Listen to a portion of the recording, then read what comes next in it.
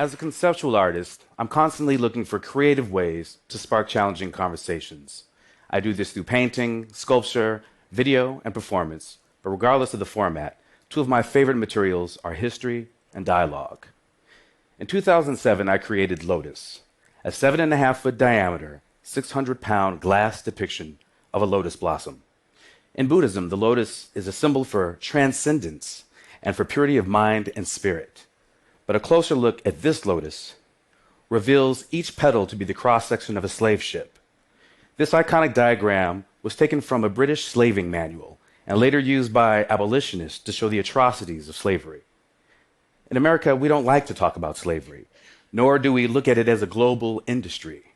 But by using this Buddhist symbol, I hope to universalize and transcend the history and trauma of Black America and encourage discussions about our shared past. To create Lotus, we carved over 6,000 figures. And this later led to a commission by the city of New York to create a 28-foot version in steel as a permanent installation at the Eagle Academy for Young Men, a school for Black and Latino students, the two groups most affected by this history. The same two groups are very affected by a more recent phenomenon, but let me digress.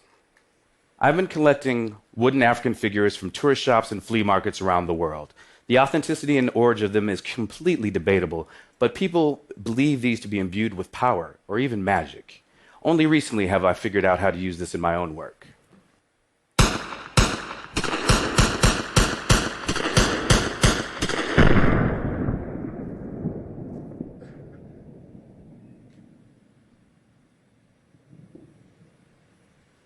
Since 2012, the world has witnessed the killings of Trayvon Martin, Michael Brown, Eric Garner, Sandra Bland, Tamir Rice, and literally countless other unarmed Black citizens at the hands of the police, who frequently walk away with no punishment at all. In consideration of these victims, and the several times that even I, a law-abiding Ivy League professor, have been targeted and harassed at gunpoint by the police, I created this body of work simply entitled BAM. It was important to erase the identity of each of these figures, to make them all look the same and easier to disregard. To do this, I dipped them in a thick brown wax before taking them to a shooting range where I re-sculpted them using bullets. And it was fun, playing with big guns and high-speed video cameras, but my reverence for these figures kept me from actually pulling the trigger, somehow feeling as if I would be shooting myself. Finally, my cameraman, Raul, fired the shots. I then took the fragments of these and created molds and cast them first in wax and finally in bronze, like the image you see here, which bears the marks of its violent creation like battle wounds or scars.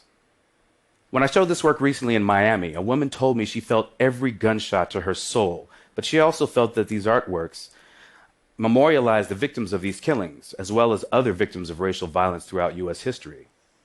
But Lotus and BAM are larger than just U.S. history. While showing in Berlin last year, a philosophy student asked me what prompted these recent killings. I showed him a photo of a lynching postcard from the early 1900s and reminded him that these killings have been going on for over 500 years.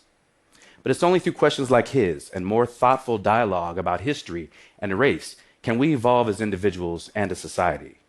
I hope my artwork creates a safe space for this type of honest exchange and an opportunity for people to engage one another in real and necessary conversation. Thank you.